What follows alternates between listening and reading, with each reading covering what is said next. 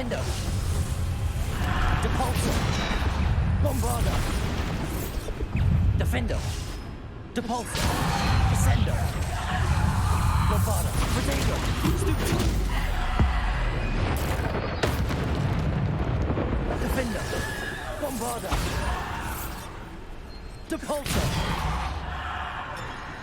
Descender. Defender. Bombarder. Depulsor. Bombarder. Defender. Protego. Stupid. Bombarder. Stupid. Defender. Depulsor. Stupid. Bombarder. Defender.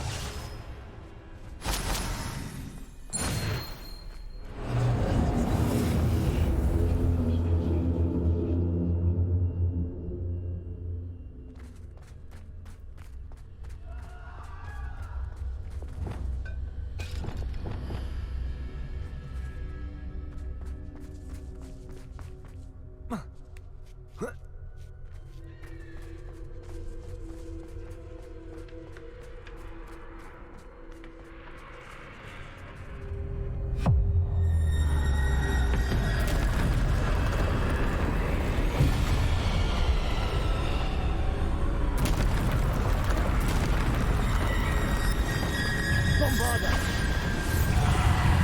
Defender. Depulsor. Bombarder. Defender. Protego. Bombarder. Defender. Depulsor. Bombarder. Stupid. Defender. Bombarder. Stupid one. Depulsor. Bombarder. Defender. Depulsor. Bombarder.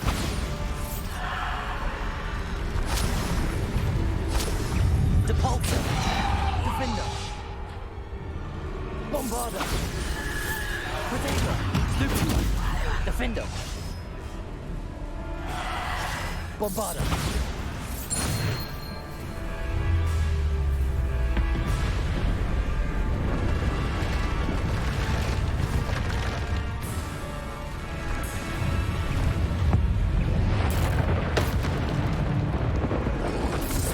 Protego. Stupid one. Stupid one. Bombarder. Defender. Depulsor. Descender. Stupid one. Bombarder. Defender. Depulsor. Bombarder. Defender. Descender. Depulsor. Bombarder. Defender. Bombarder. Defender. Descender.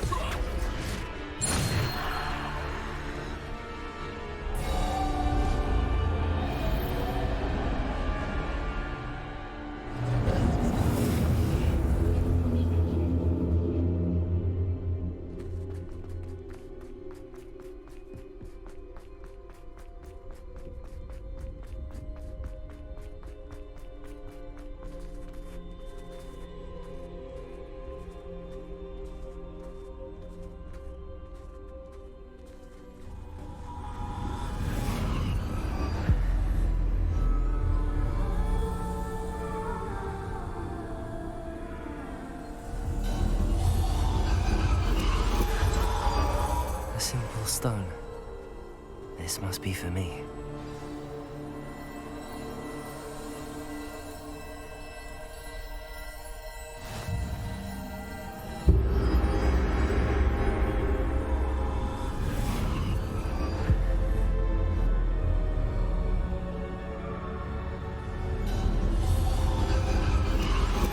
You are far from finished.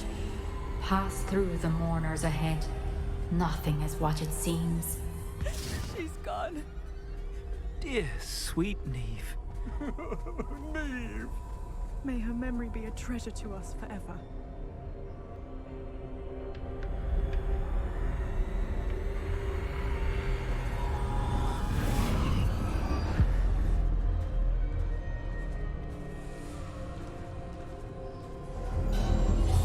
You found me, but you cannot undo what has been done. The magic of the stone can only conjure a shadow of my former self.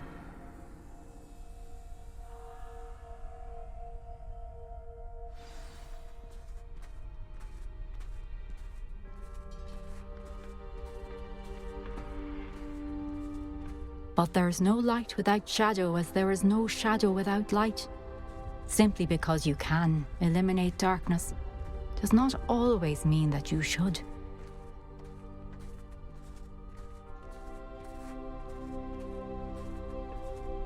Remember that as you witness my memory.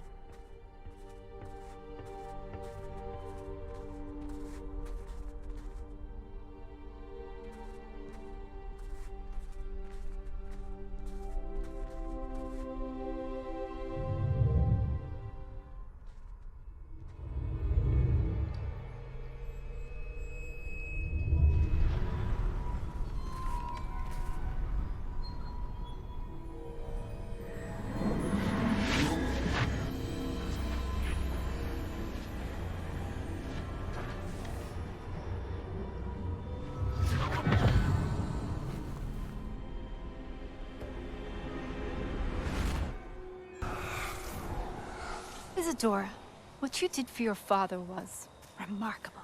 Wasn't it? And Percival needn't worry about the strands of emotion or the traces that this magic leaves. I found a way to contain all of it. You haven't stopped. Goblin Silver. You spoke to a goblin about this. Don't worry, he has no idea what we're containing. We don't know what effect any of this may have. The emotions, the dark traits. You sound like Percival. And as it happens, I do know. It is a source of strength, of focus. Somehow it enhances my ability to wield magic. I don't follow, Isadora. I think we can harness it. Power like this is not to be toyed with. In the wrong You hands, saw what I did for my father. Oh, Neve, imagine the good we could do. Everyone is in some kind of pain.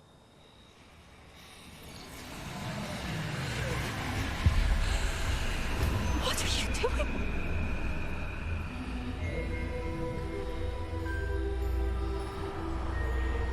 Breathe it in. Can you feel it? Oh, Isadora. This must stop. All of it. You've kept this power to yourselves for so long because you fear it. I choose to embrace it.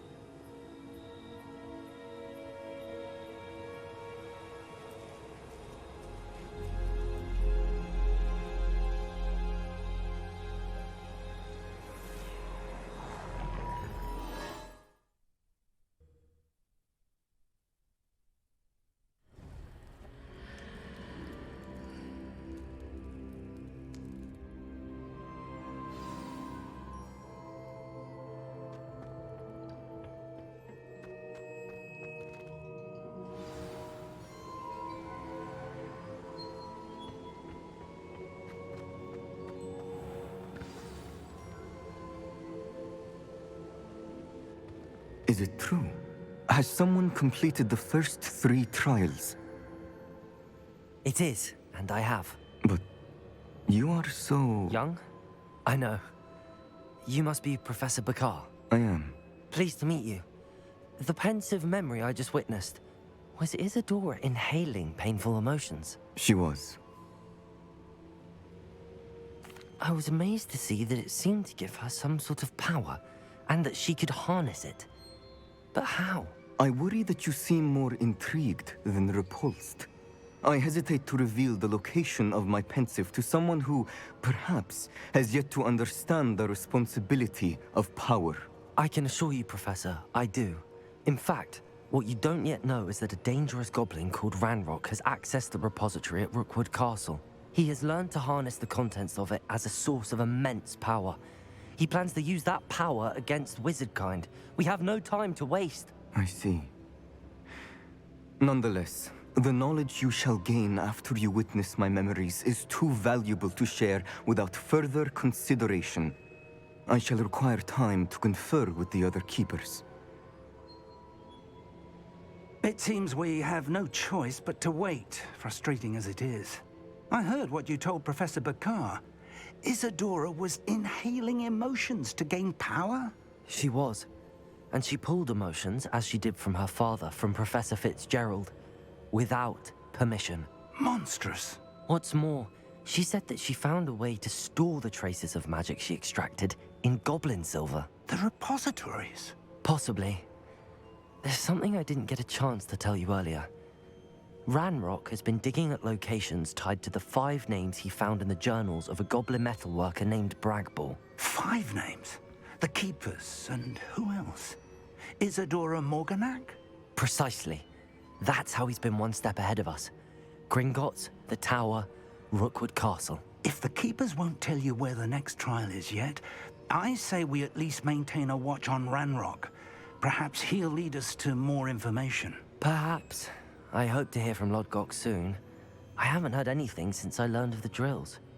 Oh, and as you've probably guessed by now, your Polyjuice plan worked like a charm. I knew it would. I may have done too good a job distracting Black.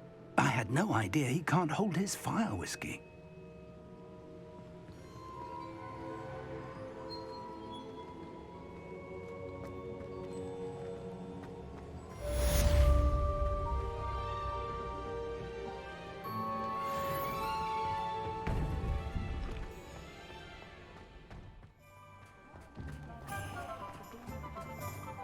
I met a girl once. Looked like an inferior. Pretty common. Hello again. Wonderful to see you. As before, I've arranged a special price on the broom upgrade for you.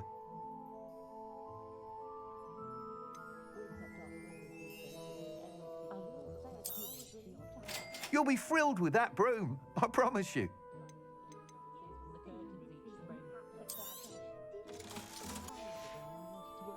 Thanks for stopping by. You're all set with the new upgrade. I can't wait to hear what you think.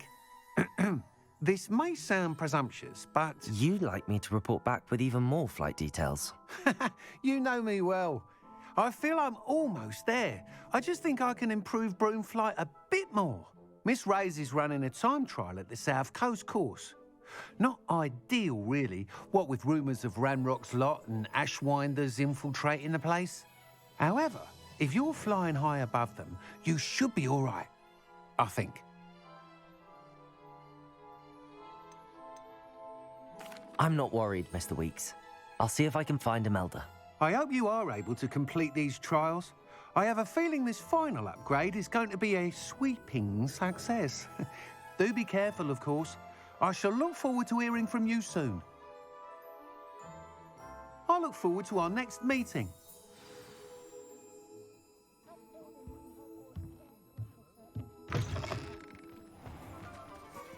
Perhaps I could test out my new upgrade on the way.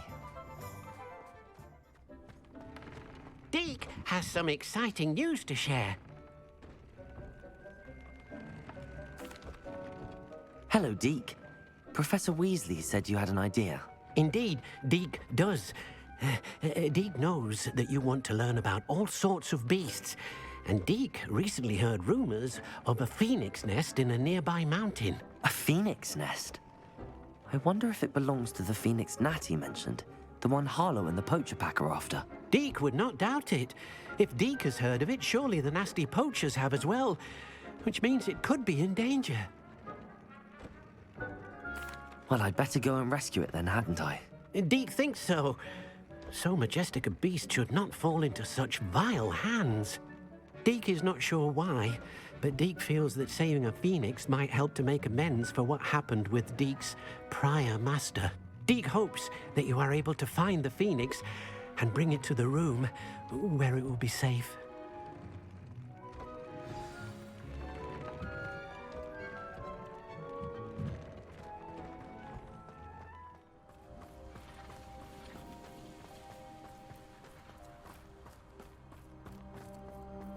Sebastian, a lost relic from a catacomb which requires a dark sacrifice. I know how it sounds, but if this can help you, it's worth the risk. Does Ominous know about this? He helped find the scriptorium where we discovered Slytherin's spellbook. Very well. If Ominous will be there, I'll meet you. We don't have much time. Solomon wants to leave Feldcroft. What? Leave? Never mind. You need to stall him. Buy us time, Anne. Please. I shall do my best. I'll be in touch. Solomon can't take Anne from Feldcroft. Where would they go? When would I see her? Sebastian. I can't believe my uncle wants to leave Feldcroft. Anne's going to stall him. She must. We need time. Time? For what? I've learned more about the relic. I cross-referenced Slytherin's spellbook with everything in the library on relics and dark sacrifices. That's when I realized something. I believe the relic will only work inside the catacomb. So we have to get Anne to the catacomb and then conduct a sacrifice? Seems risky. It'll be worth the risk. Our biggest hurdle may be convincing Ominous. And we'll only give this a chance if he's on board. And we have to keep all of this from your uncle. If he goes to the headmaster, we could be expelled. Let me handle Ominous this time. As for my uncle, he's not an Auror anymore. What he doesn't know, well, won't hurt us. Do you think your uncle would tell anyone at the ministry about all of this if he found out? If he found out, I doubt he'd go to the ministry. He didn't part ways with them well, from what I understand. He won't say, but I believe his strong aversion to dark magic has something to do with his time there. Anne thinks he once decided to fight fire with fire, so to speak, and resorted to using an unforgivable curse in a fight against dark wizards. At least that's what she thought she heard. When he realized what his job had led him to become, he left rather abruptly. So, I'm not sure he'd go to the ministry to report on his own family using dark magic now. Good luck with Ominous. Until we meet again. I shall let you know when the four of us should meet at the catacomb. Look for my owl. See you soon.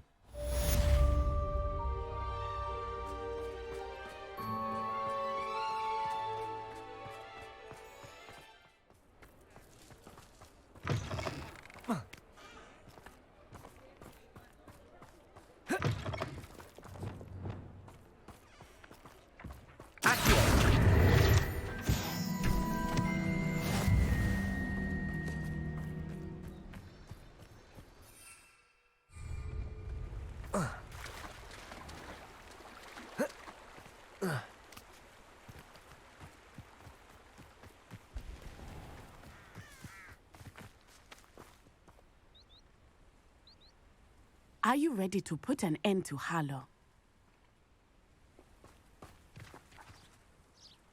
I'm ready to do what's needed to take Harlow down. I know you have a plan. We must gather information from the friends of Mr. Bickle that Archie and Mrs. Bickle mentioned. Agabus Filbert, Otto Dibble, and Mr. and Mrs. Rabe. All right. I suggest that you speak with each of them while I head to the Hogshead. I saw some Ashwinders heading there. And as my mother would never go near the Hogshead, she is less likely to learn of my activities than if I were to wander the village questioning its residents. What sort of information am I trying to gather from these people? They may know what evidence Mr. Bickle had against Harlow, or they may have evidence of their own. We simply need to know whatever they know. Where am I to find these friends of his? I do not know about Mr. Rabe, but his wife, Daisy, is often in Hogsmeade, as is Agabus Filbert. And Otto Dibble, he works at Gladrags, so you will likely find him there. Very well. I'll speak with them, see what I can learn. I knew I could rely on you. We need to know how they are being blackmailed by Rookwood and Harlow. Meet me here after you have spoken with them. Hopefully, by the time you return, I will be able to move a bit more freely.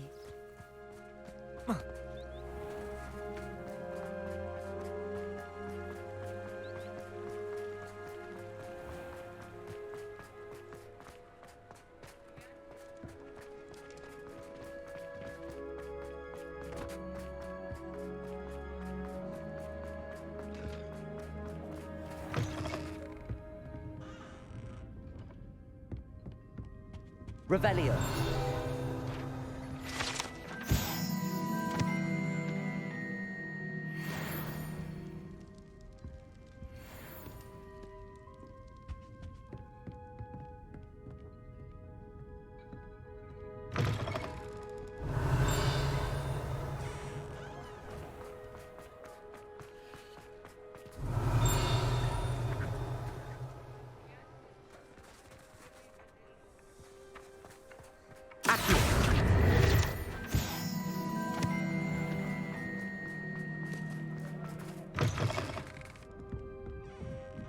Mrs. Rabe should be nearby.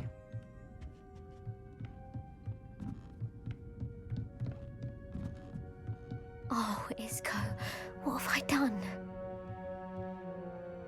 Mrs. Rabe, I wondered if I might speak with you about Theophilus Harlow. I'm a friend of the Bickles and I'm trying to gather evidence against him. Poor Joanna and little Archie. And now Harlow has taken my darling Isco. What do you mean? Why? I'm a security guard at Gringotts, and my husband is a curse breaker for them. Harlow approached me about helping him extort my colleagues into giving him treasures from the vaults. And you declined? Of course I declined. Repeatedly. I thought they'd given up, until I came home one night and found my husband gone, and a note affixed to my door with a knife. The note stated that I only had a few days to reconsider helping with some banking needs, and that my husband would appreciate it if I acted quickly. But the help Harlow wants is help that I cannot give, and my dearest Isco is paying the price.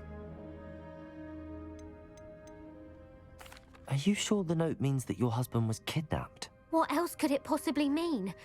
Besides, I came home to find that someone had trampled the daisies in our garden.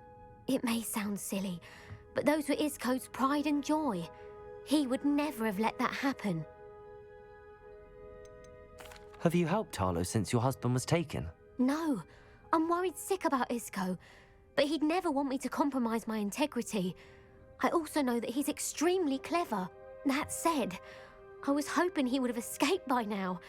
It makes me concerned as to why he hasn't. Have you helped Harlow since your husband was taken? No, I'm worried sick about Isco, but that said, I was hoping he... Why wouldn't Harlow extort your husband? Isco's job is even more removed from the vaults than mine. He travels the world for the bank. He could do nothing for Harlow. I'm the one in the bank on a daily basis, which evidently makes me an enticing target for blackmail.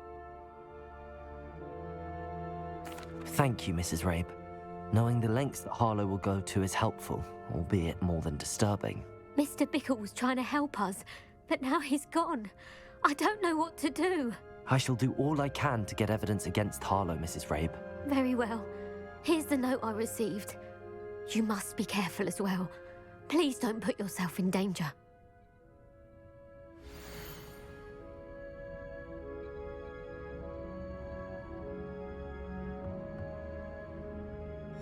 Some evidence worth hanging on to.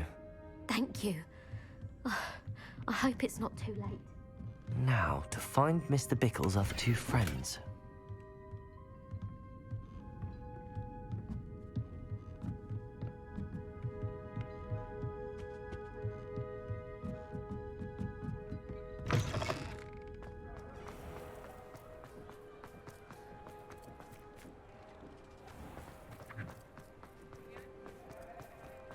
Otto Dibble works at Gladrags. I should check there. Please tell me you didn't take it. But perhaps it's been here all along. Mr. Dibble, may I speak with you? It's about Theophilus Harlow. I've nothing to say about him. May I interest you in a stunning cravat today? Please, sir, I'd like to help. I spoke to Mrs. Bickle. You know the Bickles? All right. But we must be discreet. Can't have Mr. Hill hearing this. I know Mr. Hill. He was kind to me the day of the troll attack. Oh, he's a good man. But even he wouldn't understand about Harlow. It started a few weeks ago. I was distracted, reading a note, when you-know-who came into the shop. I hid the note behind the counter and offered to help him. He stared at me for a moment, then asked me to check on an order he'd placed. I went into the storeroom to check on what turned out to be a non-existent order. When I returned, he was holding the note. What was in the note? It was a note from Rosie Hill, Mr. Hill's daughter. You see, we've been, well, secretly engaged these past 6 months. We haven't told Mr. Hill yet. I dare say he has higher hopes for her. Harlow advised me in no uncertain terms that my relationship with Rosie, not to mention my employment here, depended upon my cooperation. What did he ask you to do? It all happened so quickly. In an instant, he took a very expensive scarf from the counter, pocketed it, and smiled. He said, "Your secret is safe as long as I can supply my lady friend with delightful items like this every so often." I've been able to cover for his requests until now with some creative bookkeeping, but I can't keep it out for much longer. I'm terrified to say anything. I could never live without Rosie.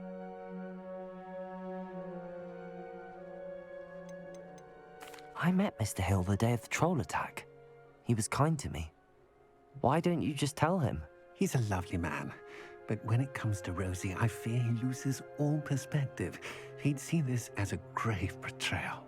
I'd lose my job instantly, and Rosie as well. What have you been doing to keep the extortion a secret?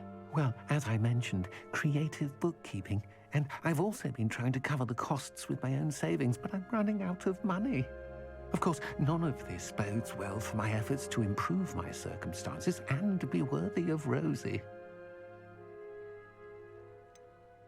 Could you give me a bit more detail about the note? That might help me to identify it should I come across it. It's on Rosie's special pink stationery. It has her monogram at the top, RH. That's how Mr. Hill would know it was real. Thank you for telling me. I'm gathering evidence to take Harlow down. I would love nothing more than to see him rotting in Azkaban, but be careful. He's an awful man and incredibly dangerous. As for Rosie's letter, should you happen upon it, I have committed it to memory. You may destroy it immediately. Understood. Now hurry off before Mr. Hill returns. Where was I? We're on the right track. Now to find the last of Mr. Bickle's friends.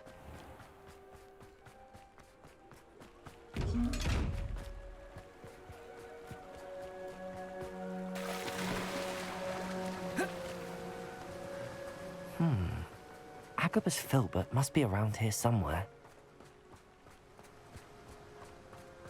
Hello there. Excuse me, Mr. Filbert. I wondered if I might speak with you about your dealings with Theophilus Harlow. I hope to ease Mrs. Bickle's mind by gathering evidence against him. Oh, tragic what happened to Bickle. He wanted me to speak out against Harlow for an act of violence committed against me. But I feared Harlow's retaliation, and so I refused.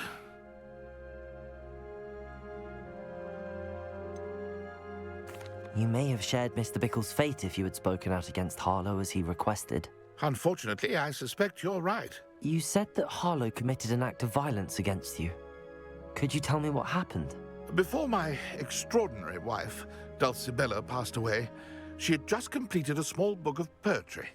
As a surprise for her birthday, one she never had the chance to celebrate, I had the book beautifully bound and plated in gold.